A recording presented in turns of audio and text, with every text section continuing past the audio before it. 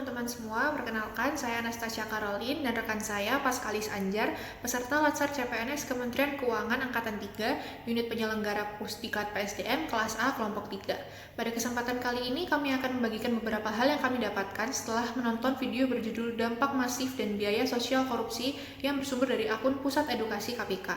Video ini membahas mengenai kondisi Indonesia saat ini, terutama dalam isu kontemporer berupa korupsi, dan apa yang seharusnya dapat dilakukan apabila isu korupsi tersebut tidak terjadi. Indonesia pada dasarnya merupakan negara dengan berbagai kekayaan. Namun pada realitanya saat ini justru masih banyak rakyat yang hidup dalam kemiskinan, masih tingginya tingkat kesehatan buruk, serta rendahnya tingkat pendidikan. Tidak dapat dipungkiri salah satu penyebab terjadinya hal-hal tersebut adalah korupsi. Dikatakan oleh Mauro dalam buku Pendidikan Anti Korupsi untuk Perguruan Tinggi, korupsi dapat memperlemah investasi dan pertumbuhan ekonomi. Contohnya saja, Indonesia saat ini masih menjadi negara dengan tingkat pendapatan per kapita atau PDB rendah atau per tahun 2020 sebesar 4.050 US dollar. Selain itu, tingkat pengangguran di Indonesia juga masih tinggi. Tercatat pada tahun 2020, tingkat pengangguran Indonesia mencapai 7,1% atau sekitar 9,77 juta orang. Tingkat pendidikan di Indonesia juga didapati memiliki skor di bawah rata-rata negara Asia Tenggara lainnya. Padahal seperti yang kita ketahui, pendidikan merupakan hal paling dasar untuk menjadi bekal dalam menciptakan SDM berkualitas. Kemudian, kualitas kesehatan Indonesia dilihat dari besarnya angka kematian bayi. Indonesia juga menduduki peringkat rendah apabila dibandingkan dengan negara lain yang memiliki angka kematian bayi tinggi. Hal merugikan lain yang terjadi akibat adanya korupsi adalah tingginya tingkat kriminalitas di Indonesia. Tingginya angka kriminalitas ini dipicu oleh tingginya tingkat kemiskinan suatu negara. Di sisi lain, tingkat kemiskinan juga mempengaruhi rendahnya tingkat daya beli masyarakat sehingga memicu maraknya perdagangan ilegal. Salah satu dampak dari perdagangan ilegal adalah hilangnya potensi penerimaan pajak.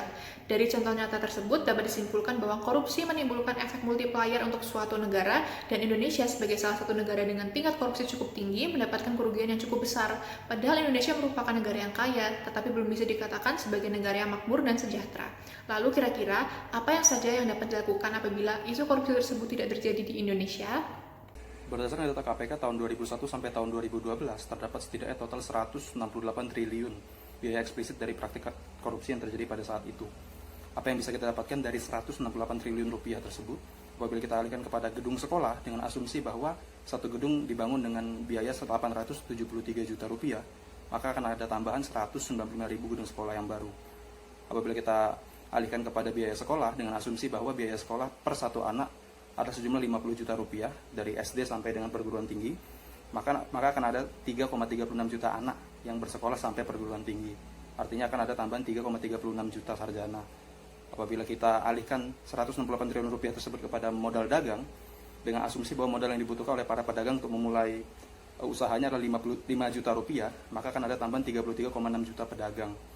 Kemudian apabila kita alihkan biaya sebesar 168 triliun rupiah tersebut untuk infrastruktur, yang mana menurut catatan PUPR bahwa dibutuhkan 118 triliun rupiah untuk memperbaiki seluruh jalan rusak di Indonesia, maka seluruh jalan tersebut tentu sudah diperbaiki.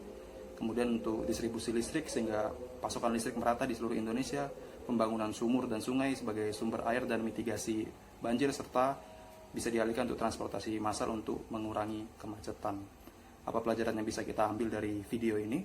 Apabila suatu saat nanti Indonesia berhasil memenangkan perang melawan korupsi, maka sangat-sangat tidak menutup kemungkinan Indonesia akan menjadi negara yang lebih makmur dan sejahtera. Serta tidak menutup kemungkinan pula Indonesia akan sejajar dengan negara-negara maju lainnya yang memiliki tingkat korupsi yang sangat rendah seperti Denmark, Finlandia, dan Swedia. Sekian yang dapat kami sampaikan. Terima kasih.